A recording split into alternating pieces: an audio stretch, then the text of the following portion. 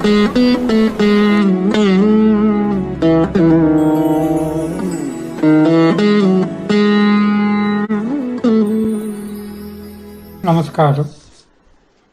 ധന്യമീ ജീവിതം പതിവായി കേൾക്കുന്ന എല്ലാ സുഹൃത്തുക്കളോടും നന്ദി പറയുന്നു.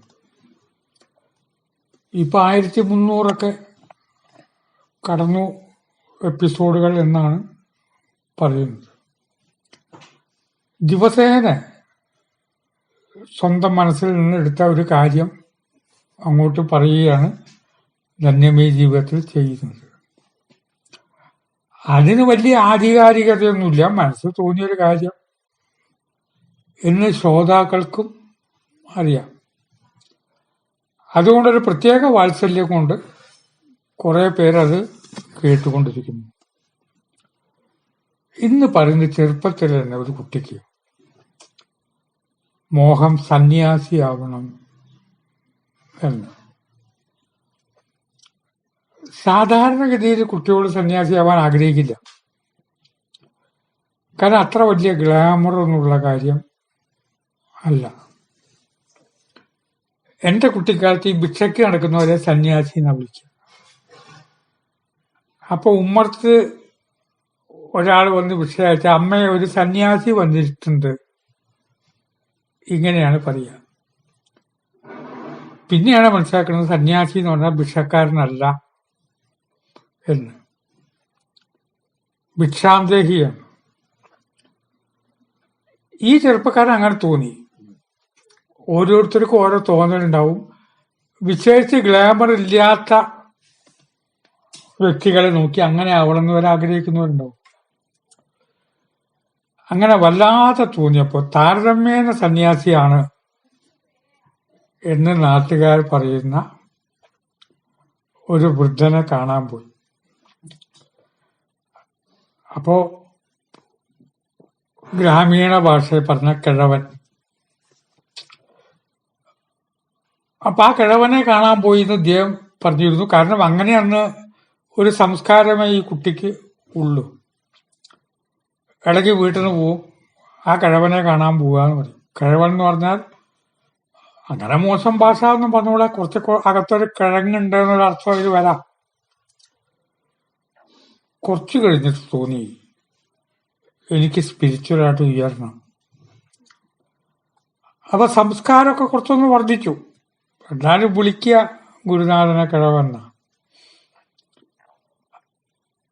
എനിക്ക് കാശിക്ക് പോകണം തോന്നി. ചെറുപ്പക്കാരൻ വീട്ടുകാരെ എതിർത്തു. നീ ഇപ്പൊ കാശിക്ക് പോകണ്ട, അതിനുള്ള സാമ്പത്തിക ഇല്ല, അവിടെ പോയിട്ട് എങ്ങനെ ജീവിക്കുക. അപ്പോ അമ്മയോ ആരോ പറഞ്ഞു അങ്ങനെ എനിക്ക് പോകണ കിഴവനോട് ചോദിച്ചിട്ട് പോയാൽ മതി. അപ്പൊ അങ്ങനെ പോയിട്ട് വൃദ്ധഗുരുവിനോട് പറഞ്ഞു എനിക്ക് കാശിക്ക് പോകണമെന്ന് ആഗ്രഹമുണ്ട്, പോട്ടേന്ന് വെച്ചു. പോകണ്ടെന്ന് പറഞ്ഞു. അതെന്താ?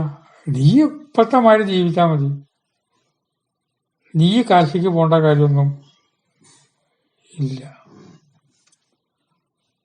എന്തായാലും ശരി, കിഴവൻ പറഞ്ഞത് കേട്ടു. വർഷങ്ങൾക്ക് ശേഷം വീട്ടിലിരുന്ന് തന്നെ വളരെ പുരോഗതികൾ ഉണ്ടായി. ഒരേ മാതിരിയുള്ള ജീവിതം കുറെ കാലം നയിക്കുമ്പോൾ ആ കാര്യത്തിൽ നമുക്കൊരു പുരോഗതി ഉണ്ടാകും. ഗുരുക്കന്മാരെ കണ്ടുമുട്ടുന്നതൊക്കെ നല്ലതാണ്, കാശി പോണത് നല്ലതാണെങ്കിൽ ശരി, കുറച്ചും കൂടി ജ്ഞാനിയായി. പക്ഷെ കിഴവെന്നും വയസ്സെന്നൊക്കെ പറയുന്ന ശൈലി ഒന്നും മാറിയിട്ടില്ല. ഗുരുവിനെ കിഴവെന്നാണ് വിളിക്കുക. വലിയ ഉപാസകൻ ആയിട്ട് മാറി. ആ ഉപാസകനായി മാറി മാറി മൂകാംബികാദേവിയെ വരെ തള്ളാന്നാ പറയാം. അങ്ങനെ പറയുന്നവരുണ്ട്, ഇഷ്ടം കൊണ്ട് സ്നേഹം കൊണ്ട് കേട്ടോ. സ്വന്തം അമ്മയെ തള്ളാന്ന് വിളിക്കുന്നവരൊക്കെ ഉണ്ട്. ഇത് ഇഷ്ടം കൊണ്ടാണ്.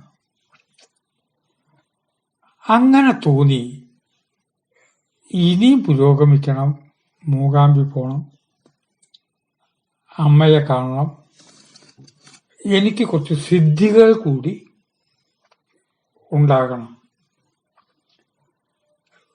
സന്യാസിമാരിൽ ഒരു വിഭാഗം ആളുകൾ ആഗ്രഹിക്കുന്ന ഒരു കാര്യമാണ് സിദ്ധികൾ ഉണ്ടാവുക. അതൊരു തെറ്റാണെന്നും പറഞ്ഞുകൂടാ. സിദ്ധികൾ ഉണ്ടാകാനുള്ള ചില ടെക്നിക്കുകൾ ഉണ്ട്. കനത്ത വേനൽക്കാലത്ത് ആരും കൊണ്ടെടുക്കാത്തൊരു സമയത്ത് ഞാൻ പുറത്തേക്ക് ഇറങ്ങുമ്പോൾ എന്റെ കാതിലൊരു ശക്തി വിശേഷം പറഞ്ഞു, കൊടെടുത്തോളാൻ. കൊടെടുത്തു. അങ്ങനെ ഒരു വീട്ടിൽ ചെന്നു. ആ വീട്ടിൽ ചെന്ന് കയറിയ ഉടനെ കനത്ത മഴ പെയ്തു.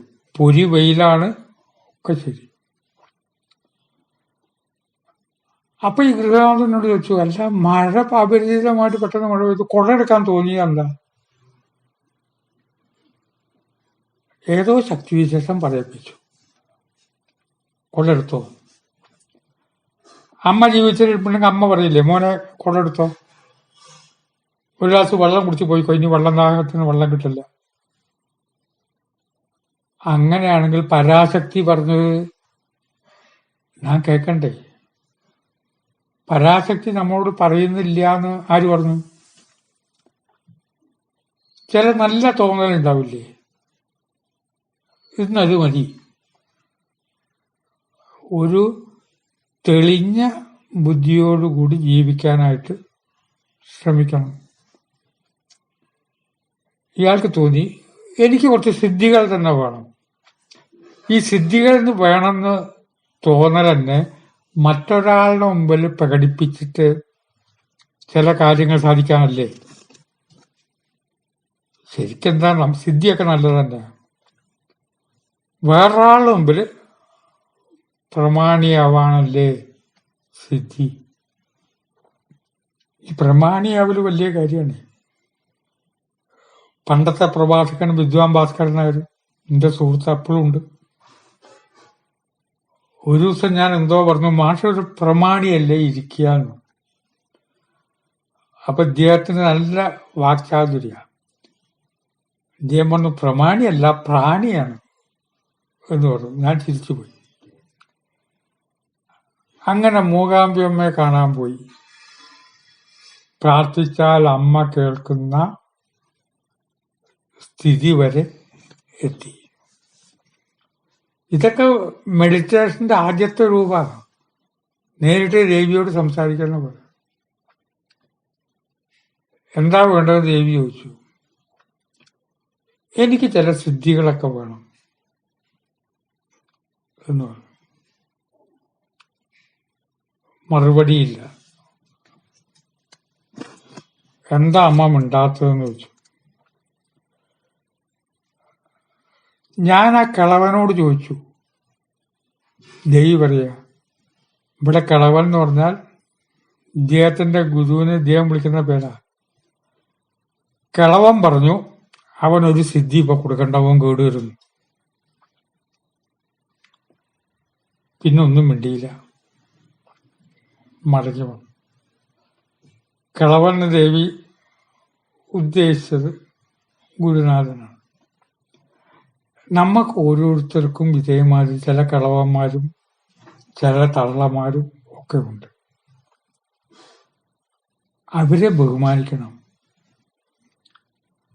അവര് ശുപാർശ ചെയ്താൽ പരാശക്തി വരെ കേൾക്കുമെന്നാണല്ലോ ഇതിന്റെ അർത്ഥം. ഇത് താരതമ്യേന കേൾക്കുമ്പോൾ ഒരു വിഡ്ഢിക്കഥയായിട്ടാണ് നമുക്ക് തോന്നുക. പക്ഷെ പരാശക്തി അവനത് കൊടുക്കണ്ട എന്ന് പരാശക്തിയോട് പറഞ്ഞാൽ പരാശക്തി കേൾക്കില്ല എന്ന് പറയാൻ പറ്റുമോ? റെക്കി ചെയ്യുമ്പോ എങ്ങനെയാണ് ചെയ്യുന്നത്? ഇന്നലെ ഒരാള് ഒരു പ്രത്യേക കാര്യത്തിന് റെക്കി ചെയ്യണമെന്ന് പറഞ്ഞു. എനിക്ക് വേണ്ടപ്പെട്ട ആളാണ്, പ്രധാനപ്പെട്ട കാര്യവും ആണ് അദ്ദേഹത്തെ സംബന്ധിച്ചിടത്തോളം. ആ കാര്യത്തിൽ അദ്ദേഹത്തിന് ഗുണമുണ്ടാവണമെന്ന് എനിക്കും ആഗ്രഹമുണ്ട്. പതിവിൽ കവിഞ്ഞ് വളരെ ശ്രദ്ധയോട് കൂടിയിട്ട് ഞാൻ ആ സമയത്ത് രക്ക് ചെയ്യാൻ ശ്രമിച്ചു. പ്രയോജനം ഉണ്ടായില്ല. രക്ക് ചെയ്യുന്നവർക്കറിയാം ഇതുകൊണ്ട് പ്രയോജനം ഉണ്ടാകുമോ ഇല്ലയോ എന്ന്. അവർക്കാണ് അറിയാൻ കഴിയും. ആരോടും മിണ്ടിയില്ല, ആ വ്യക്തിയോട് പറഞ്ഞ് വേദനിപ്പിക്കുകയും ചെയ്തില്ല. അപ്പൊ രക്കയുടെ അടിസ്ഥാനം ഒരു വ്യക്തി പറയുമ്പോ പരാശക്തി കേൾക്കുന്നു എന്നുള്ളതാണല്ലോ അതിന്റെ. അങ്ങനെ വലിയൊരു തത്വമുണ്ട്. പരാശക്തി തന്നെ ഇദ്ദേഹത്തോട് പറഞ്ഞു. എന്റെ ഗുരുവായ കളവനോട് ഞാൻ ചോദിച്ചു. കളവൻ പറഞ്ഞു സിദ്ധിയൊന്നും കൊടുക്കണ്ട എന്ന് പറഞ്ഞാല് ചിന്തിച്ചെടുക്കാൻ കുറെ വിഷയങ്ങൾ ഉണ്ട്, തർക്കിക്കാനുള്ളതല്ല. ഇതൊക്കെ ചിന്തയ്ക്ക് വിട്ട് വാക്കുകൾ സംവദിക്കുന്നു. നമസ്കാരം.